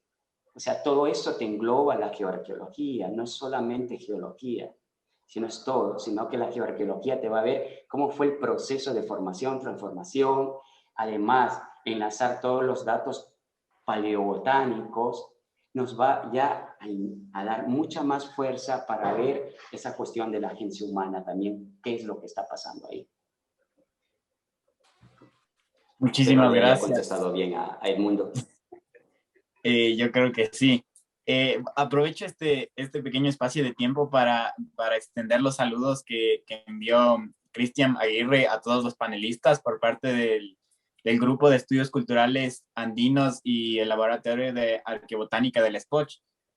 Y un poco también para relajar las preguntas, tengo una pregunta para el doctor Javier Carvajal, que va así. Javier, el resultado de la reactivación de las levaduras, ¿no sería algo parecido a un Frankenstein por parte de Ángel Oleas? He pensado en eso. Las levaduras, los seres vivos, somos sistemas complejos. Y somos sistemas complejos que podemos aceptar hasta cierto punto ciertas variaciones. A nosotros nos pueden, por ejemplo, colocar un riñón o un hígado de otra persona. y puede ser funcional en nuestro cuerpo. Un Frankenstein es un sistema no complejo, porque no es un sistema sinérgico. Y un sistema complejo se caracteriza por ser un sistema sinérgico, en el cual la suma de sus partes da mucho más que la suma individual, digamos, de sus partes. Quiero decir, 1 más 1 es más que 2 en ese caso. Entonces, al ser un organismo sinérgico, que puede haber aceptado proteínas, factores de crecimiento, quizás ribosomas o incluso mitocondrias de otros microorganismos, que le permitió empezar a una levadura antigua, empezar el proceso de síntesis y toda la cascada de reacciones que culminan en la replicación del ADN y la obtención de una célula hija, eso seguramente en un inicio solamente es digamos, el principio o el puntazo inicial el resto de la línea celular. Por eso siempre digo yo que resucitar a una levadura antigua, darle todos esos cuidados, esa cirugía a escala molecular, esos cuidados intensivos, inclusive darle ciertas partes de otras levaduras, proteínas o incluso posiblemente organelas, es solamente el principio para permitirle que se reproduzca y el resto de la línea celular viene con la genética original. Y eso quiere decir que lo demás, después de resucitar una levadura, es microbiología convencional. Y cuando digo resucitar, siempre tengo que hacer también esta aclaración de que la resucitación es el conjunto de técnicas y acciones que permiten volver a la vida a un organismo. A una persona le pueden hacer resucitación cardiopulmonar. No estamos hablando de resurrección, así que hay mucha gente que a veces se siente un poco ofendida porque piensan que estamos hablando de milagros y eso no es esto. Esto se trata de una cuestión netamente científica y no pretendemos resucitar muertos. Simplemente podemos traer a la vida a organismos que han estado todavía con estructuras fundamentales que les permitan recuperarse, pero no aquellos que han muerto y están muertos y no podemos hacer nada. Así que me gusta la analogía con Frankenstein, pero no es precisamente lo que ocurre, porque como dije antes, Frankenstein es un organismo no sinérgico, por eso es torpe. Un organismo, un sistema complejo es un organismo muy integrado y es sinérgico. Gracias. Muchísimas gracias. De todas maneras, las últimas 2 preguntas que tenemos en el Facebook Live son para usted, doctor Javier. La primera es, ¿ha evaluado los metabolitos que produce esas levaduras por parte de Miriam Butiaga? Bueno, hemos evaluado a nivel de HPLC. Nosotros como hemos hecho varias fermentaciones con las colecciones de levaduras sobre todo de las vasijas antiguas, nosotros hemos podido evaluar la producción de metabolitos como glicerol, ácidos lácticos y otros compuestos que son propios de la fermentación.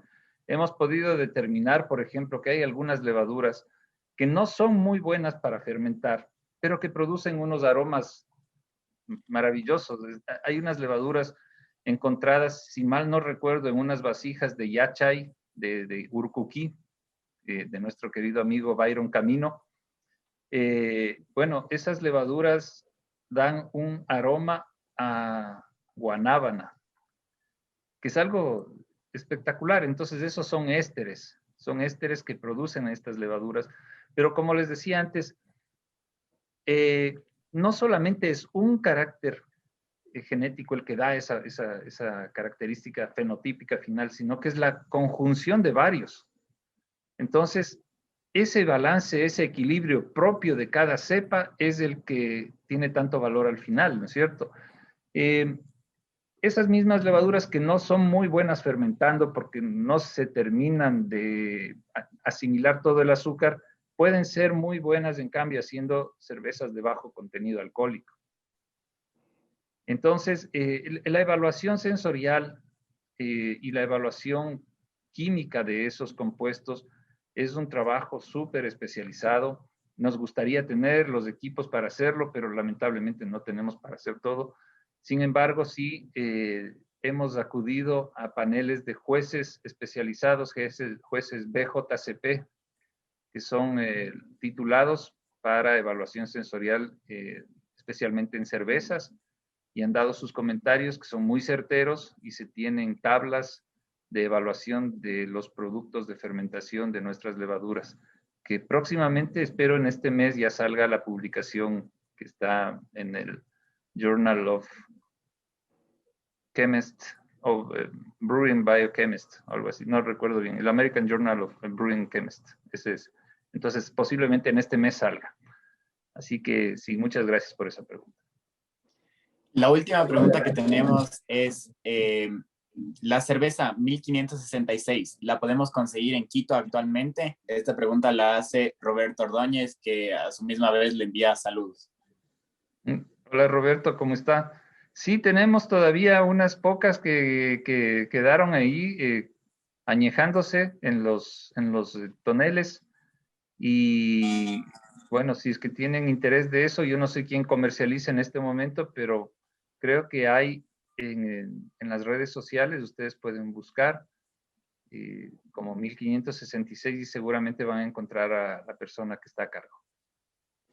Muchas gracias. Ahorita les agradezco a todos los panelistas por poder responder todas las preguntas. Y le doy la palabra a Mariuxi. Ya, muchas gracias a todos. Yo tengo una pregunta, o sea, sí, no tan técnica y eso, pero básicamente con la doctora Romero y el doctor Carvajal, si ponemos las dos cosas juntas. Marta, contigo podemos ver, por ejemplo, en la cerámica, qué material usaron para hacer una chicha, por ejemplo. O sea, digamos que sea de camote, ¿verdad? Y con Javier, él nos da cuáles son las levaduras, y entonces podríamos recrear una chicha de un sitio arqueológico dado de esa manera. ¿Me equivoco? Yo sé que es complicado, pero esa sería la idea. Sí, o sea, desde mi punto de vista, entre más campos del conocimiento y especialistas trabajan sobre una pieza arqueológica, se obtendrá mayor información. Y si se está direccionado a conocer, por ejemplo, sobre la chicha, pues sí, habrá que buscar todas las técnicas posibles para tener la mayor información. Yo tengo algo que decir ahí, y es anecdótico porque es precisamente una de las cosas más, ¿qué puedo decir?, complicadas con las que nos encontramos en el momento de la recreación de la cerveza de Quito. Se tenía solamente una receta muy vaga, muy imprecisa de lo que utilizaba. Yo cuando encontré que además de esa receta está publicada en una revista especializada de cerveceros desde el año 1966, se llama The Brewer's Digest. Esa receta la pudieron sacar a un fraile franciscano cuando les fueron a entrevistar por los 400 años de la cervecería de Quito, los norteamericanos que en ese entonces fueron, y este fraile no les quiso decir bien las cosas, solamente les soltó algunas cosas que yo creo que fueron de apuro, y claro, lo obvio era inocultable, así que tuvo que decir que usaban bastante malta tostada y caramelo y que había un montón de azúcar. Eso, de acuerdo con esa receta empezamos a hacer y la cerveza no era buena, no salía bien la cerveza. En esto de la recreación, que es otra especie de arqueología cervecera, digamos así, hay que buscar los equilibrios. Entonces ahí viene la parte organoléptica, ahí viene la parte del maestro cervecero. Hay que encontrar los equilibrios. Y hay que además entender que la historia nos dice cuáles eran los elementos, ¿no?, que podían haber utilizado en ese entonces. Por ejemplo, el lúpulo, imposible que hayan utilizado en la época de Fray Jodoco. No hay lúpulo en el Ecuador, ni siquiera ahora. Ahora el lúpulo que hay es importado, ¿no? Entonces, en función de eso y buscando los equilibrios, llenando esos espacios, tratamos de contar nuestra propia historia alrededor de esa cerveza utilizando ingredientes. Y al final encontramos un equilibrio, pero no sabíamos si es que esa era exactamente la cerveza que tomaban los franciscanos, ¿no? Un día hace 2 años, tuvimos la oportunidad de hacerle probar esta cerveza a Monseñor Fausto Traves. Bueno, no debería nombrarle, pero él es muy importante en esta historia porque él es uno de los franciscanos más antiguos que sí probó esta cerveza.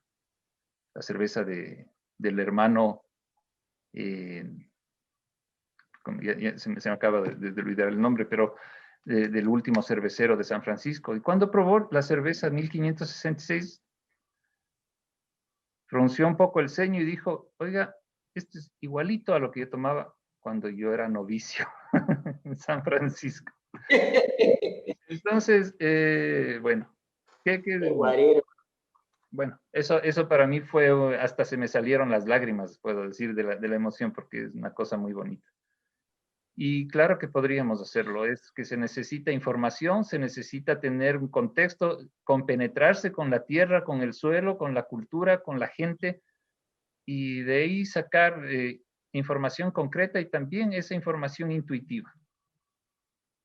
Y yo creo que sí se puede hacer, y se debe hacer. Así es, o sea, básicamente una de las cosas que tú estás diciendo, que incluiste ahí al final, es lo que sería la analogía etnográfica que usamos también en arqueología, ¿no? O sea, los grupos actuales o que históricamente de los cuales tenemos información, podemos tener también algunas pistas. Entonces, todo eso junto suena como un experimento interesante. Sí. Pero, en fin, bueno, hemos llegado al final del webinar. Muchas gracias a nuestros participantes, al doctor Carvajal, la doctora Romero, el magíster Constantine y también Mateo Subía, mi comoderador. Muchas gracias por apoyarnos. Les recordamos que este webinar lo encontrarán en pocos días más en YouTube junto con videos de presentaciones anteriores. Antes de despedirnos también queremos recordarles que pueden seguir al Colegio de Arqueólogas y Arqueólogos del Ecuador y a su serie de webinars Arqueología del Ecuador Hoy en redes sociales. Les esperamos a todos en unas pocas semanas más con un nuevo webinar que estamos preparando, que va a ser con la temática de arqueología inca, nuevamente en nuestra serie Arqueología del Ecuador Hoy. Hasta pronto y les deseamos a todos que sigan en buena salud.